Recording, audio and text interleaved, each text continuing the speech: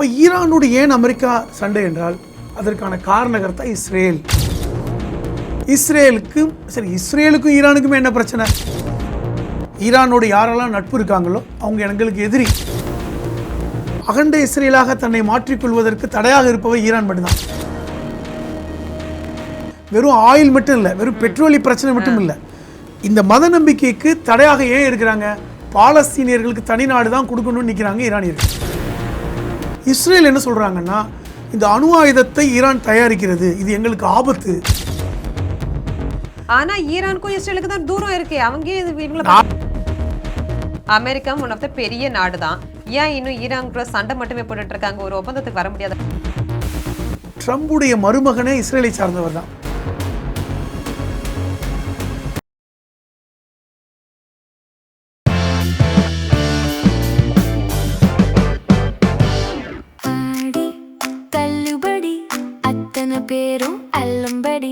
$6 முதல் 60% வரை ஆடி தள்ளுபடியுடன் super Saravana stores, Chennai, Madurai, Kovai. Gem TV நேயர்களுக்கு வணக்கம். அதில் உலக நிகழ்வுகளையும் நம்ம தெரிஞ்சுக்க வேண்டியது ரொம்பவே முக்கியமான ஒரு விஷயம். அதை பற்றிலாம் இன்னைக்கு நம்ம கூட பேச வந்திருக்காங்க எழுத்தாளர் புதுமடம் ஹலீம் அவர்கள். அவங்க கிட்ட கேட்டு தெரிஞ்சுக்கலாம், எதுக்காக இப்போ உலக நிகழ்வுகள்லாம் நடக்குது, எதுக்காக இந்த போர்லாம் நடத்திட்டு இருக்காங்க, இந்த மாதிரியான நிறைய விஷயங்களை பற்றி இன்னைக்கு அவங்க கிட்ட நம்ம கேட்டு தெரிஞ்சுக்கப்படும். வணக்கம் சார். வணக்கம். எப்படி சார் இருக்கீங்க? நலமா இருக்கேன். Super sir. உலக நிகழ்வுகளுமே நமக்கு ஒரு பெரிய தாக்கத்தை ஏற்படுத்துது. அது எதுக்காக ஏற்படுத்துது? இந்த மாதிரி உலக நிகழ்வுகள் நமக்கான தாக்கத்தை ஏற்படுத்துறதுக்கான காரணம் என்ன? இல்லை, முக்கியமான காரணம் என்னென்னா, இன்றைக்கி உலகம் இந்த குளோபல் வில்லேஜாக மாறிடுச்சு. ஒரு காலத்தில் ஒவ்வொரு நாடும் தனித்துவமாக இருக்கும். அந்த நாட்டுக்கு இன்னொரு நாட்டுக்கும் பெரிய அளவில் சம்மந்தம் இருக்காது.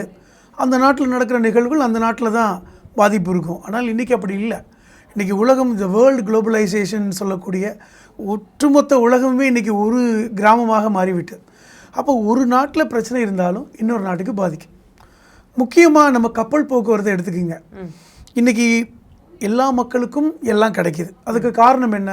இன்றைக்கி உலகம் முழுவதும் இருக்கின்ற பல்வேறு நாடுகளிலிருந்து பல்வேறு பொருள்களை நம்ம தெரிவிக்கிறோம். எல்லா நாடும் நம்ம இந்தியாவில் உற்பத்தி செஞ்சிட முடியுமா? முடியாது. எல்லா உணவையும் நம்ம சாப்பிட முடியுமா? முடியாது. இங்கே என்ன கிடைக்குதோ அதுதான். சில நாடுகளில் நம்ம இங்கிருந்து அனுப்புகிறோம், ஏற்றுமதி பண்ணுறோம், சில நாடுகளிலிருந்து நம்ம இறக்குமதி பண்ணுறோம். இதுதான் உலக அந்த குளோபலைசேஷனுடைய முக்கியமான அந்த தாக்கம், அதனுடைய நோக்கம் அதுதான். இப்போ இதன் அடிப்படையில் பார்க்கும் பொழுது இன்றைக்கி நம்ம உதாரணமாக கச்சா எண்ணெய் எண்ணெய்னா என்ன? பெட்ரோல். கச்சா எண்ணெய், பெட்ரோல் எடுப்பது கச்சா எண்ணெயிலேருந்து தான் அந்த எடுக்கிறாங்க. அப்போ அந்த கச்சா எண்ணெயை நம்ம இந்தியாவில் எடுக்க முடியுமா?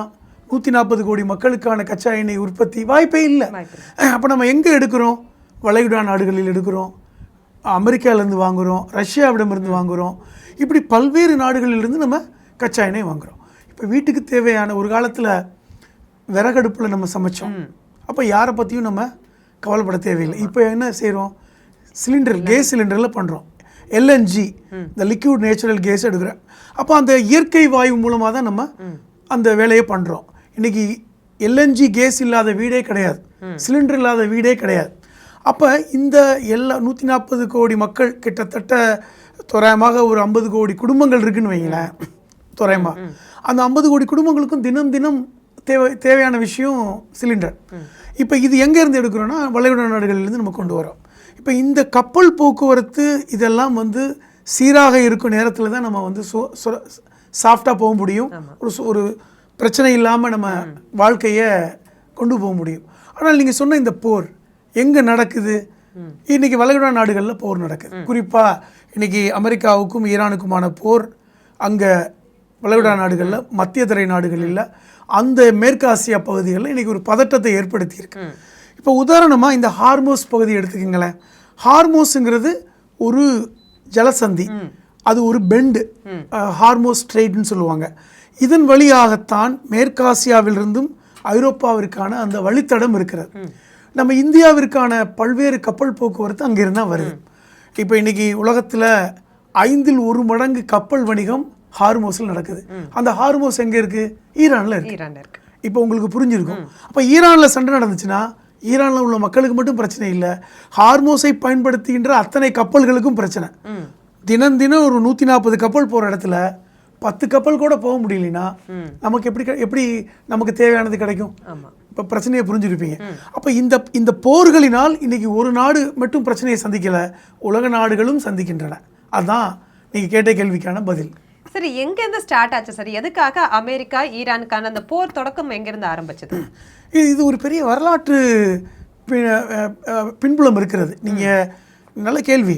ஈரான் இருக்கிறதுக்கும் அமெரிக்கா இருக்கிறதுக்கு இடையில 12,000 கிலோமீட்டர் தூரம் இருக்கு. நீங்கள் கேட்குறது பக்கத்து நாடுலாம் கிடையாது. நம்ம பக்கத்து நாட்டோட பக்கத்து வீட்டோட சண்டை பிடிக்கலாம். 10 ஊர் தள்ளி ஒருத்தனோட எதுக்கு சண்டை பிடிக்கணும்? நியாயமா? இங்கே நாகர்கோவில் இருந்துக்கிட்டு நான் மதுரையில் போய் எதுக்கு சண்டை பிடிக்கணும்? பக்கத்துல தான் சண்டை பிடிச்சா அதுக்கான காரணம் நம்ம இந்தியாவுக்கும் பாகிஸ்தானுக்கும் சண்டை வருதுன்னா அதுல ஒரு நியாயம் இருக்கு. அப்ப இந்தியாவுக்கும் பாகிஸ்தானுக்கும் சண்டை, இந்தியாவுக்கும் சீனாவுக்கும் சண்டைனா ஒரு நியாயம் இருக்கு. நம்ம போய் அமெரிக்காவோட சண்டை போடுறோம், இல்லை வந்து ஐரோப்பிய நாட்டோட சண்டை போடுறோம்னா அது ஏதாவது ஒரு லாஜிக் வேணும். அப்போ ஈரானோடு ஏன் அமெரிக்கா சண்டை என்றால் அதற்கான காரணகர்த்தா இஸ்ரேல். தெளிவாக நீங்கள் புரிஞ்சுக்குவீங்க. இஸ்ரேலுக்கும் சரி, இஸ்ரேலுக்கும் ஈரானுக்குமே என்ன பிரச்சனை? இஸ்ரேலுக்கும் ஈரானுக்கும் 4000 கிலோமீட்டர் தூரத்தில் இருக்காங்க. அது ஒன்றும் பக்கத்து நாடு கிடையாது. அப்போ அப்படி இருந்தும் ஏன் இஸ்ரேலுக்கு பிரச்சனை? இது எல்லாமே ஒரு வரலாற்று ரீதியாக நம்ம பார்க்கணும். இது இப்போ நேற்று நடக்கலை ஒரு விஷயம். இரண்டாவது விஷயம், ஈரான் மேலே அமெரிக்கா பொருளாதார தடையை விதித்திருக்கிறாங்க ஒரு 40 வருஷமாக. 1979 ஈரான் புரட்சி ஏற்பட்டது.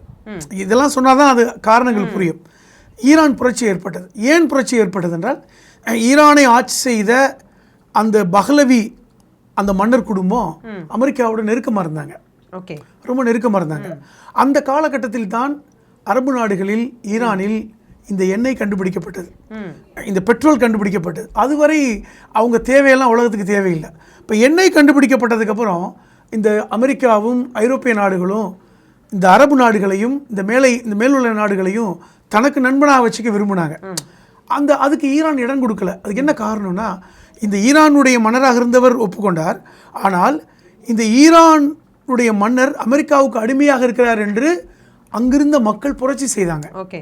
அந்த புரட்சி தான் 80களில் அது ஈரான் புரட்சியாக வெடித்து இன்னைக்கு ஆட்சி பண்றாங்கல்ல இந்த ஆயதுல்லா அலி கமேனி, அந்த 40 இந்த ஈரான் IRGC சொல்லக்கூடியவர்கள், அவருடைய ஆட்சி முஸ்தபா கமேனி, அதுக்கு முன்னாடி இந்த ஆட்சி நடக்குது பார்த்தீங்களா? இவர்களுடைய ஆட்சி ஏற்பட்டது 40 வருஷத்துக்கு முன்னாடி. அந்த ஆட்சி ஏற்பட்ட உடனே அவர்கள் செய்த முதல் விஷயம், இனிமேல் நாங்கள் அமெரிக்காவோடு எந்த உறவும் வச்சுக்க மாட்டோம்னு டிக்ளேர் பண்ணது தான். அதுதான் பிரச்சனையோட ஆரம்பம். உடனே அந்த காலகட்டத்தில் 80களில் ஈரான் மேல் ஒரு பொருளாதார தடையை அமெரிக்கா விதித்தது.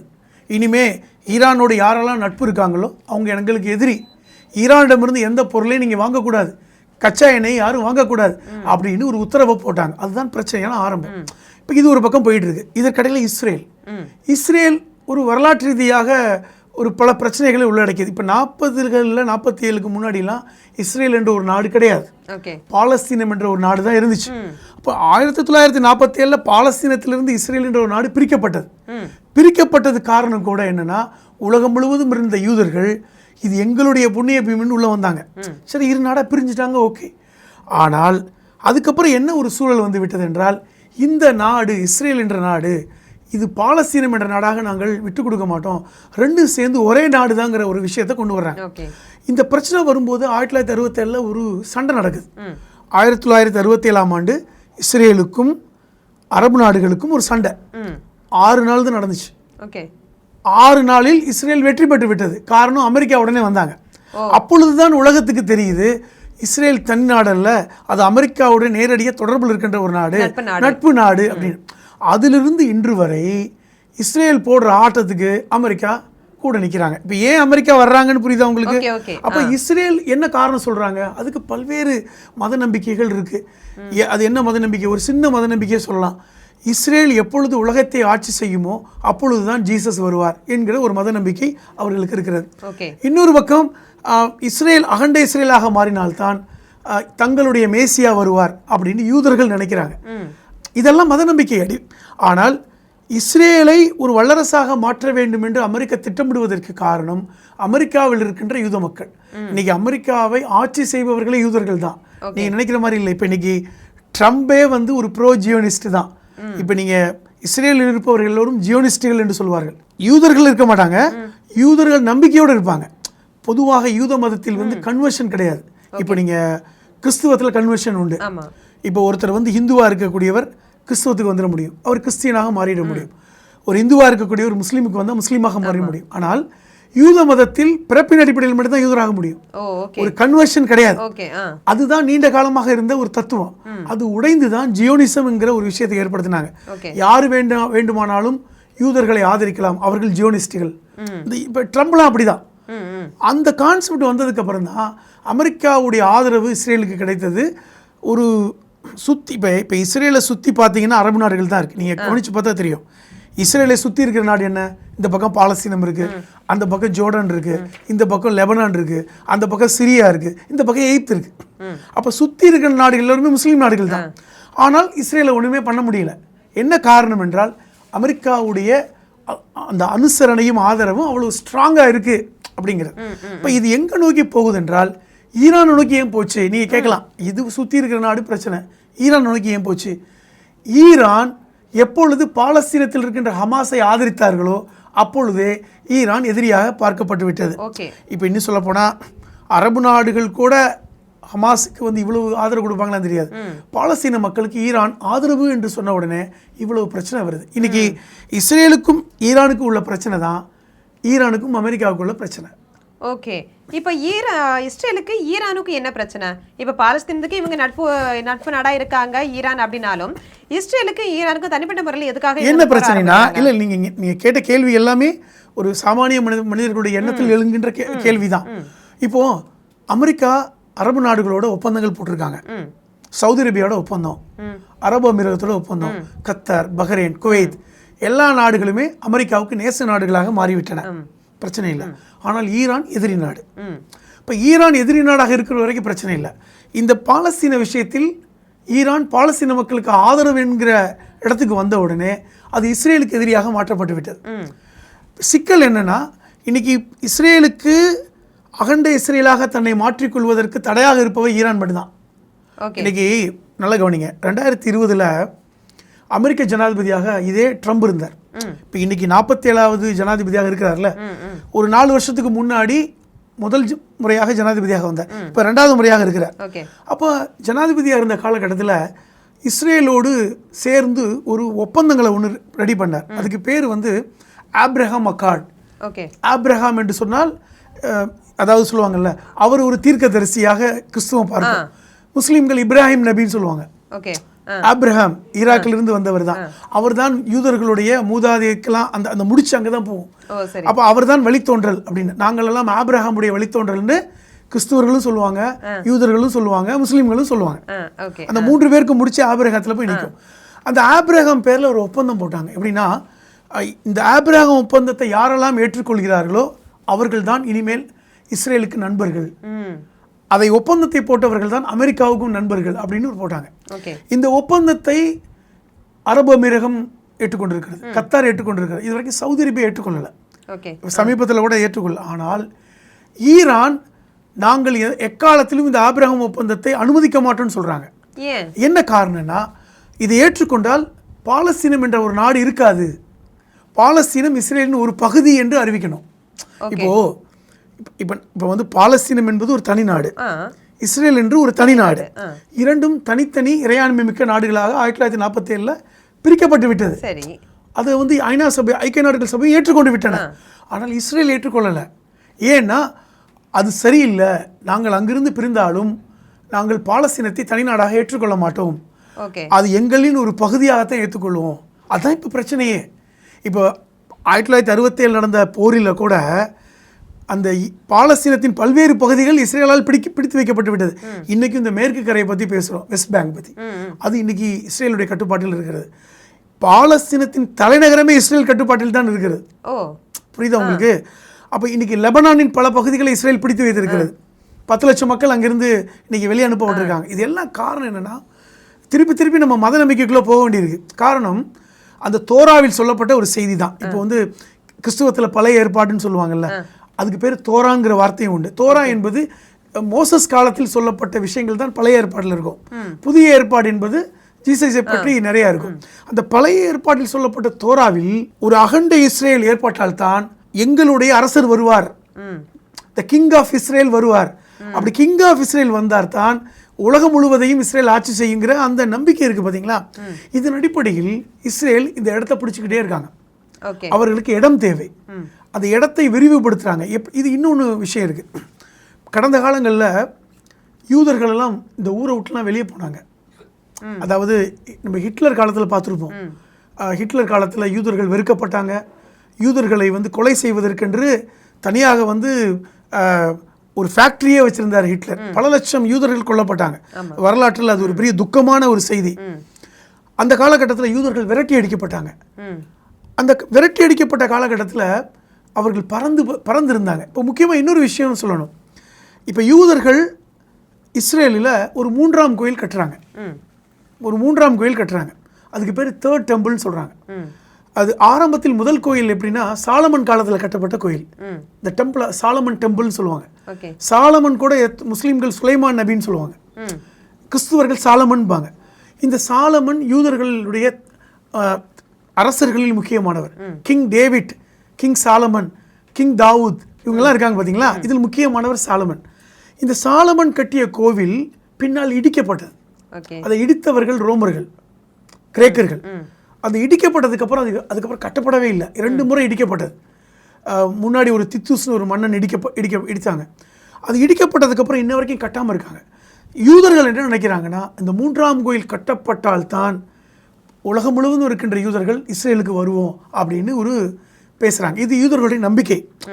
அப்போ இந்த இடத்துல இந்த கோயில் கட்டப்பட வேண்டும் என்றால் இந்த நிலங்கள் எல்லாம் இஸ்ரேலுக்கு சொந்தமாக வேண்டும் என்று ஒரு ஐதீகம் இருக்குது. உதாரணம், பாலஸ்தீனம் இஸ்ரேலுடைய கட்டுப்பாட்டில் இருக்கணும். ஜோர்டன் ஆறு இருக்குது. இந்த ஜோர்டன் ரிவருக்கு பக்கத்தில் தான் பெத்லஹேமில் தான் ஜீசஸ் பிறந்தார். இந்த பெத்லஹேம் முழுமையாக இஸ்ரேலுக்கு கட்டுப்படணும். அதே மாதிரி பார்த்தீங்கன்னா லெபனானின் ஒரு பகுதி இஸ்ரேலுடைய கட்டுப்பாட்டுக்குள் வரணும். சிரியாவில் ஒரு பகுதி இஸ்ரேலுடைய கட்டுப்பாட்டுக்குள் வரணும். இப்படி ஏற்பட்டால் இஸ்ரேலில் இருக்கின்ற அந்த ஜெருசலமில் அந்த மலைக்குன்றில் ஒரு கோவில் கட்டப்படும்னு சொல்லிட்டு நீண்ட காலமாக இஸ்ரேல் ஒரு திட்டம் போட்டு அதை பண்ணிகிட்டே இருக்காங்க. அதுக்காக ஒரு மியூசியம் கூட இருக்கு. இப்போ எப்படி கட்டணும் அப்படிங்கிறது ஒரு மியூசியம் வச்சுருக்காங்க. அப்போ இந்த கோயில் கட்டப்பட வேண்டும் என்றால் இதெல்லாம் நடக்கணும். இது அவருடைய நம்பிக்கை, மத நம்பிக்கை. இதற்கு தடையாக இருக்கிறார்கள் ஈரானியர்கள். நீங்க விஷயத்துக்கு நீங்க திருப்பி வரணும். வெறும் ஆயில் மட்டும் இல்லை, வெறும் பெட்ரோலி பிரச்சனை மட்டும் இல்லை. இந்த மத நம்பிக்கைக்கு தடையாக ஏன் இருக்கிறாங்க? பாலஸ்தீனியர்களுக்கு தனி நாடு தான் கொடுக்கணும்னு நிற்கிறாங்க ஈரானியர்கள். சவுதி அரேபியா ஓகே தான், இருந்தாலும் இந்த போராட்டத்திற்கு முழுமையாக ஆதரவும் ஆயுதங்களையும் கொடுப்பவர்கள் ஈரானியர்கள். அப்போ இஸ்ரேலுக்கு ஏற்படக்கூடிய கோபம் ஏங்கிறத நீங்கள் புரிஞ்சிருப்பீங்க. அப்போ எதுக்காக அணு ஆயுதன்றத ஒரு காரணமாக முன் வைக்கிறாங்க? அது முக்கியமானது என்னன்னா, உங்களோட சண்டை போடணும். உங்கள் வீட்டில் வந்து நான் வந்து உங்கள் வீட்டை உடைக்கணும். உங்கள் வீட்டில் குண்டு இருக்குது, அணு ஆயுதம் இருக்குன்னு சொல்லி நான் வந்து வரேன். அட என் வீட்டில் இல்லைன்னு நான் சொல்கிறேன். இல்லை நான் வந்து உங்களை வந்து பார்க்கணும், உங்கள் வீட்டை தேடி பார்க்கணும். நீ யார் எங்கள் வீட்டை தேடி பார்க்குறதுன்னு ஈரான் கேட்குறாங்க. இந்த யுரேனியம் என்பது யுரேனியத்தை செறிவூட்டினால்தான் அணு ஆயுதம். இப்போ அணு ஆயுதம் அணு மின்சாரம் நம்ம தயாரிக்கிறோம். இப்போ எல்லா நாடுகளிலும் அணு ஆயுதம் இருக்கு. ஆமா, எல்லா நாடுகளும் இப்போ அமெரிக்கா எடுத்து சண்டை போடுறாங்கன்னா அமெரிக்கா அணு ஆயுதம் இல்லையா? எல்லாம் இந்த கேள்வியெல்லாம் நீங்கள் வந்து ட்ரம்ப் முன்னாடி கேட்க முடியாது. காரணம், யுரேனியம் வைத்திருப்பது என்பது எல்லா நாட்டுக்கும் உரிமை தான். அதை செறிவூட்டுவாங்கல்ல, அது என்ன சொல்லுவாங்கன்னா, அதை வந்து ஒரு குறிப்பிட்ட சதவீதம் செறிவூட்டப்படுகின்ற வேலையை செய்வாங்க. அதை குறிப்பிட்ட ஒரு 40% செறிவூட்டினா மின்சாரம் கிடைக்கும். 80% செறிவூட்டினா அது வந்து அணு ஆயுதமாக மாறிவிடும். இதுதான்.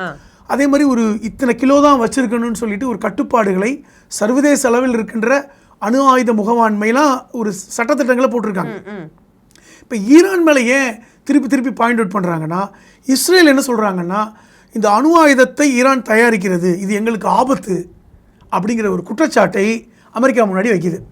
ஆனா ஈரானுக்கும் இஸ்ரேலுக்கு தான் தூரம் இருக்கு. அவங்க 4000 கிலோமீட்டர் தூரம் தான். இருந்தாலும் அவங்கள்ட்ட ஏவுகணை இருக்கு, பாலஸ்டிக் ஏவுகணை இருக்கு. 4000 கிலோமீட்டர் தூரத்திலாம் ஈஸியாக 10 நிமிஷத்தில் அச்சீவ் பண்ணிடுவாங்க. அதன் மூலமாக தாக்குதல் நடத்தலாம். இப்படிலாம் சொல்லித்தான் இஸ்ரேலோடு அமெரிக்கா சண்டைக்கே வந்தாங்க. அமெரிக்கா கேட்ட கேள்வியே, நீங்கள் சில இடங்களில் யுரேனியம் செறிவூட்டப்படக்கூடிய வேலையை பண்ணுறீங்க. குறிப்பாக ஈரானில் ஃபோர்ட்டிகோன்னு ஒரு இடம் இருக்குது. அதே மாதிரி பார்த்தீங்கன்னா இது போன்ற பல்வேறு மலைக்குன்றுகளில் நீங்கள் செறிவூட்டப்படக்கூடிய வேலையை பண்ணுறீங்க, இதெல்லாம் அழிக்கணும் அல்லது நாங்கள் வந்து அதை ஆய்வு செய்வோம் அப்படின்னு சொல்லும்போது ஈரான் ஒப்புக்கொள்ளலை. இப்போ அமெரிக்கா என்ன செஞ்சாங்க? பங்கர் பஸ்டர் விமானம் மூலமாக தாக்குதல் நடத்தினாங்க. தாக்குதல் நடத்தி அழிச்சிட்டோன்னு சொன்னாங்க. ஆனால் ஈரான் என்ன சொல்கிறாங்க? வாய்ப்பே இல்லை, அது இன்னும் பல 100 கிலோமீட்டர் உள்ள தூரத்தில் இருக்குது, உங்களால் அழிக்க முடியாது அப்படிங்கிறதுக்கு வர்றாங்க. அப்போ இதை ஏன் அழிக்கணும்? நீங்கள் கேட்ட கேள்வி அமெரிக்காட்ட இல்லையா, இஸ்ரேல்கிட்ட இல்லையா, இஸ்ரேல்கிட்ட எவ்வளோ இருக்குன்னே தெரியாது. இதெல்லாம் அடாவடி தான், அடாவடியான செயல் தான். என்கிட்ட இருக்க நான் உன்ட்ட இருக்கக்கூடாது. இப்ப ஈரானை சுத்தி இருக்க நாடுகளுமே கூட இதை பார்த்து பயப்படல. அவங்க அணு ஆயுதம் தயாரிக்கிறாங்க அப்படின்னு ஈரானை சுத்தி இருக்க நாடுகள் பயப்படாத பட்சத்துல இஸ்ரேல் மட்டும் எதுக்காக பயந்து? காரணம் என்னன்னா, தனக்கு அச்சுறுத்தல் அவன் தான். சரி, எனக்கு எதிரி 4 வீடு தள்ளி இருக்கான், பக்கத்து வீட்டுக்காரன் ஓகே, 4 வீடு தள்ளி இருக்கிறவன் எனக்கு எப்போ வேணாலும் பிரச்சனை பண்ணுவான்னா நான் அவன் மேலே கொஞ்சம் அலர்ட்டாக இருக்கிறேன்ல.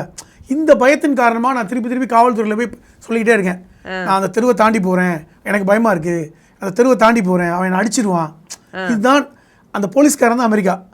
அப்போ அந்த போலீஸ்காரன் யாருக்கு ஆதரவாக கொடுக்குறான்? இவனுக்கு ஆதரவு கொடுக்குறான். அப்போ அவன் என்ன வர்றான், நான் வந்து பார்க்க வர்றேன். அதுக்கு என்ன சொல்கிறாங்க ஈரான், அப்பா எங்கள் வீட்டில் இல்லை, நாங்கள் வைத்திருக்கிறோம் என்பது எங்களுக்கு தேவையானதை வச்சுருக்கோம், நாங்கள் அதை தாண்டி போகலை. அந்த எந்த அளவுகோல், அதாவது சர்வதேச அந்த அணு ஆயுத அந்த முகவாண்மைக்குடைய அந்த அந்த கைட்லைன்ஸ் இருக்குது பார்த்தீங்களா, அதை தாண்டி நாங்கள் செய்யலை. ஒரு அணுமின் மின்சாரத்துக்கு நாங்கள் பண்ணிகிட்டு இருக்கோம், எங்களுக்கு தேவையான ஆக்கப்பூர்வமான வேலைக்கு தான் செய்கிறோம் அப்படின்னு சொல்லியுமே அமெரிக்கா கேட்கல. இது மாதிரி தான் ஈராக்கோட சண்டை போட்டாங்க, ஞாபகம் இருக்குன்னு நினைக்கிறேன். 2003 ஈராக்கில் இருக்குன்னு சொல்லி சண்டை போட்டு சதாம் ஹுசேனை பிடித்து வந்து 2006 தூக்கிலிட்டாங்க. இப்போ இது மாதிரியான ஒரு சூழலை ஈரானுக்கு உருவாக்க நினைக்கிறாங்க. ஆனால் என்ன காரணம் என்றால், ஈரானை அமெரிக்காவால் வீழ்த்த முடியவில்லை. ஏன்? ஈரானோட அமெரிக்கா பெரிய நாடு தானே. உலக நாடுகள்ல முதல்ல இருக்கக்கூடிய பட்சத்துல அமெரிக்கா ஒன் ஆஃப் த பெரிய நாடு தான். ஏன் இன்னும் ஈரான் கூட சண்டை மட்டுமே போட்டுட்டு இருக்காங்க? ஒரு ஒப்பந்தத்துக்கு வர முடியாத காரணம் என்ன? இல்லை, 2-3 விஷயம். இது நல்ல கேள்விதான். 2-3 விஷயம் என்னன்னா, ஈரானை வீழ்த்த முடியவில்லை உண்மை. ஈரான் வந்து அதனுடைய ஜியோகிராஃபி வந்து ரொம்ப எளிதாக உள்ளே போகிற மாதிரி இல்லை. இப்போ நீங்கள் ஒரு நாடு இருந்தால் ஒரு தீவு இருக்கும், ஒரு நாடு இருந்தால் சமவெளி இருக்கும். ஈரானை சுற்றி மலைகள் இருக்குது. அந்த மலைகள் வந்து ரொம்ப உயரமான மலைகள். இப்போ கடல் மட்டத்திலிருந்து 10,000 அடி உயரத்தில் மலைகள் இருக்குது. அதில் நீங்கள் வந்து தரை வழியாக போவது என்பது ரொம்ப கடினம். இப்போ ஏவுகணை மூலமாக தாக்குதல் நடத்துகிறீங்க, ஏவுகணை மூலமாக தான் நீங்கள் தாக்குதல் நடத்துகிறீங்க. ஆனால் பதிலடியாக ஈரான் அவர்களும் ஏவுகணை மூலமாக தாக்குதல் நடத்துகிறாங்க. நீங்கள் ஈரானை வந்து எளிதாக வீழ்த்த முடியாததற்கு இது ஒரு காரணம். அப்போ ஈரானிடமும் பாலஸ்டிக் விமானங்கள் இருக்குது, ரஷ்யாவும் சைனாவும் உதவி பண்ணுறாங்க. சீப்பஸ்ட் ரேட்டில் உலகளவில் அந்த அந்த அணு ஆயுதம் அதாவது ஏவுகணைகளை தயாரிக்கின்றாலும் ஈரான் தான். உதாரணம் சொல்கிறேன், இப்போ அமெரிக்காவில் 3 விதமான ஏவுகணை விமானங்களை சொல்லலாம். ஒன்று இந்த F-22 ராப்டர்னு ஒரு விமானம். இது வந்து ஒரு ஏர் சுப்பீரியாரிட்டினே சொல்லுவாங்க. அது கிட்டத்தட்ட எதிரி விமானங்களை நடு விமானத்திலே தாக்கிரும்.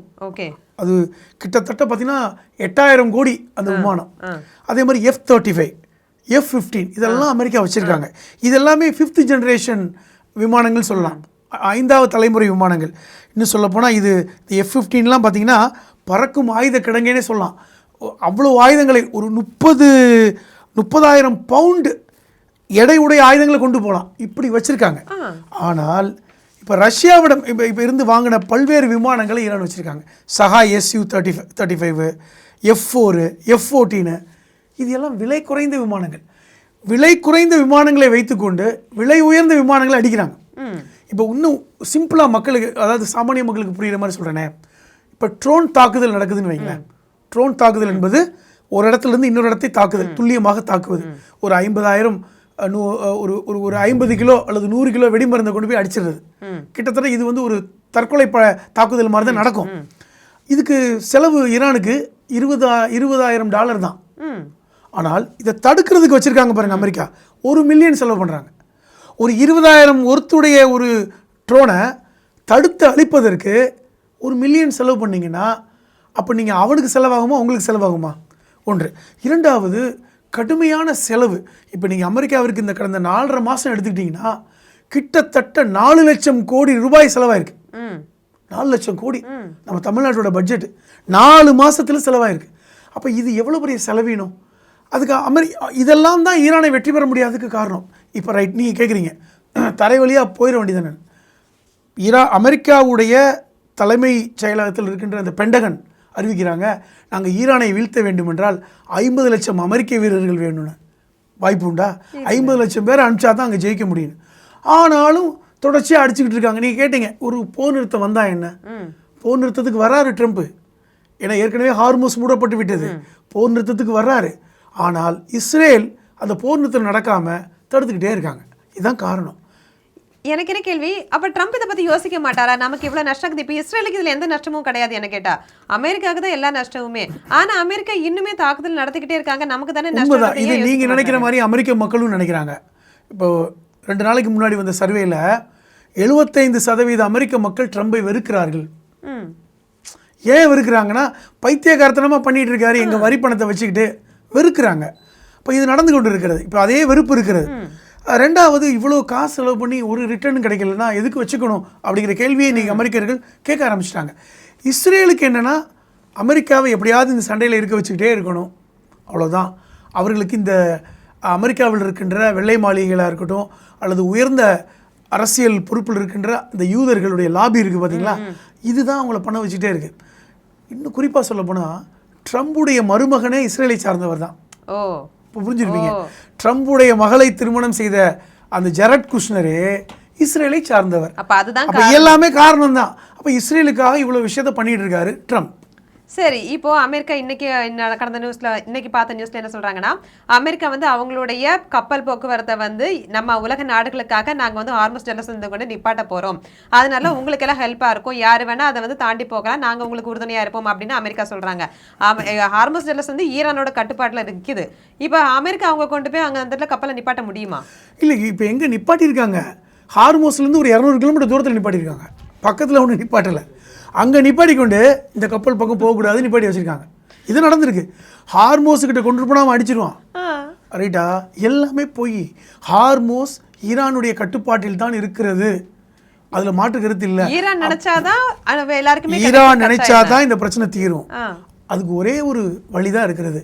அவங்க என்ன சொல்கிறாங்க, நீங்கள் மூட்டை முடிச்செல்லாம் கட்டிக்கிட்டு கப்பலை தூக்கிட்டு அமெரிக்காவுக்கு போயிடுங்க, நாங்கள் திறந்து விட்டுடுறோம். ஆமாம், அதுதான் அவங்க சொல்கிறது. அதை ட்ரம்ப் கேட்கல. காரணம், அவருக்கு இருக்கின்ற ஈகோ. நான் அமெரிக்க ஜனாதிபதி, ஒரு இவ்வளோ பெரிய வல்லரசு நாட்டுடைய ஜனாதிபதி, அது எப்படி நான் உன் பேச்சை கேட்பேன்னு பிடிவாதமாக இருப்பதன் காரணமாக தான் இவ்வளவு பிரச்சனை போயிட்டுருக்கு. ஆனா அது அவங்களுக்கு மட்டும் பிரச்சனை இல்லாமல் உலக நாடுகளையும் அது அச்சுறுத்தது கிடையாது. அதுதான், உலக நாடுகளுக்கும் பிரச்சனை தான். ஈரானுடைய அரசாங்கமே இந்த கேள்வியை கேட்குறாங்க. உலக நாடுகள்லாம் இதையும் வாய் மூடிட்டு இருக்கீங்க, கேளுங்க. இப்போ நீங்கள் கேட்குற மாதிரி நீங்கள் கேட்குறீங்க பார்த்தீங்களா, இந்த கேள்வியை வந்து கேளுங்க, எல்லா நாட்டுடைய தலைவர்களும் கேளுங்க, ட்ரம்பை பார்த்து கேளுங்கன்னு கேட்குறாங்க. இதை ட்ரம்ப்கிட்ட கேட்காம எங்கள்கிட்ட கேட்குறீங்க, நாங்கள் ரெடியாக தான் இருக்கோம் திறப்பதற்கு. அப்போ ட்ரம்ப் தான் இதற்கான முயற்சி எடுக்கணும். ஒரு முயற்சி எடுக்க தேவையில்லை, படைகளை கூட்டிகிட்டு வெளியே போனாவே முடிஞ்சிருச்சு. பாகிஸ்தான் கூட நடுவில் போய் வந்து சமரசம் பேசுறதுக்காக எல்லாம் உள்ள வந்திருந்தாங்க. ஆனா அங்கேயுமே வந்து எல்லாமே உண்மைதான். அமெரிக்காவுடைய துணை ஜனாதிபதி ஜேடி வான்ஸ் தான் போனாரு, ஒரு பெரிய கூட்டத்தில் கூட்டிட்டு போனாரு. போய் அங்க எல்லாம் பேச்சுவார்த்தை ஆரம்பிச்சாங்க. ஆனால் ட்ரம்ப் முட்டுக்கடை போட்டார், என்கிட்ட கேட்காம பேச்சுவார்த்தை நடத்திட வேணாம் அப்படின்னு. இப்போ இது எல்லாமே ஒரு அந்த சர்வதேச சதி இருக்கிறது, ஒரு கான்ஸ்பிரசி இருக்குது, அவ்வளோதான். இந்த முட்டுக்கட்டை போடுவது யார் என்று நமக்கு எல்லாருக்கும் தெரியுது. ஏன் இந்த முட்டுக்கட்டையை போடுறாங்கன்னா, இஸ்ரேல் இந்த முட்டுக்கட்டையை போட்டால் மட்டும்தான் அங்கே ஜீவிக்க முடியும், அங்கே நான் நினைச்சதை செய்ய முடியும்னு நினைக்கிறாங்க. அதான் இஸ்ரேல் நட்பு நாடா இருக்கணும்ன்ற ஒரே காரணத்துக்காக தான் அமெரிக்கா வந்து தேவையில்லாத ஒரு காரணத்தெல்லாம் கிரியேட் பண்ணி இந்த மாதிரி போரை வந்து ஒண்ணுமே கண்டினியூ பண்ணிட்டு இருக்காங்க. அதான் உண்மை. எத்தனை நாளைக்கு இந்த போர் நடக்கும்ன்ற ஏதாச்சும் ஒரு யூகம் இருக்குமா? இன்னும் 7 மாதம் வரைக்கும் தொடரும் கூட சொல்றாங்க. ஆனால் அது தொடர்ந்தால் உலகளவில் இந்த இன்ஃப்ளேஷன் சொல்லக்கூடிய பணவீக்கம் அதிகமாகிடும். இன்னைக்கே நீங்க பார்ப்பீங்க, ஃபுட் இன்ஃப்ளேஷன் ஒரு 4 மாதத்துக்கு முன்னாடி நம்ம உணவுக்காக செலவழிச்சதை விட இன்றைக்கி 2 மடங்கு செலவழிக்கிறோம். ஒரு ஹோட்டலில் போய் சாப்பிட்றவங்களுக்கு தெரியும். அந்த ஃபுட் இன்ஃப்ளேஷன் இன்றைக்கி உலகம் முழுவதும் எழுந்திருக்கிறது. சர்வசாதாரணமாக சாதாரண மக்களுக்கு கூட செலவினம் அதிகரித்திருக்கிறது. அமெரிக்கா இப்போ இந்தியாவுக்கு கூட வந்து 100% வரி வந்து இன்க்ரீஸ் பண்ணுறோம் அப்படின்ற மாதிரி போட்டிருக்காங்க. அது உண்மையிலே அது வேறு விஷயம். அது இந்தியா மேல் இருக்கின்ற வெறுப்பு தான். ஆனால் நம்ம தான் அவங்கள வந்து நட்பு நாடாக பார்க்குறோம். சொல்லப்போனால் 100% செனட் சபையிலேயே அந்த மசோதாவே நிறைவேற்றப்பட்டிருக்கிறது. இதை பற்றி பேசணுமாக நம்ம ஒரு பெரிய நீளமான ஒரு விவாதத்துக்கு போகணும். வரலாற்று விஷயங்கள் நிறையவே எங்க கூட ஷேர் பண்ணிக்கிட்டீங்க. நீங்க சொல்லவும் தான் இவ்வளவு வரலாற்று பின்னணி இருக்கிறதுனால தான் இஸ்ரேல் வந்து ஈரான் கூட சண்டையை போட ஆரம்பிச்சிருக்காங்கன்றது தெரிய வருது. இன்னொரு நிகழ்ச்சியில கண்டிப்பா நம்ம வந்து மீண்டும் சந்திக்கலாம். உலக நாடுகள் விஷயத்தை பத்தி பொறுத்த வரைக்கும் நம்ம பேசிக்கிட்டே போகலாம். எப்படி இந்திய கதை பெரிய கதையோ அந்த மாதிரி உலக கதைன்ற போது கண்டிப்பா அது நீண்டுகிட்டே தான் போகும், நமக்கு டைம் பத்தாது. கண்டிப்பா இன்னொரு நிகழ்ச்சியில உங்ககிட்ட அதை பத்தி இன்னும் நிறைய சுவாரஸ்யமான விஷயங்களை நான் உங்ககிட்ட கேட்டு தெரிஞ்சுக்கிறேன். ரொம்ப நன்றி சார்.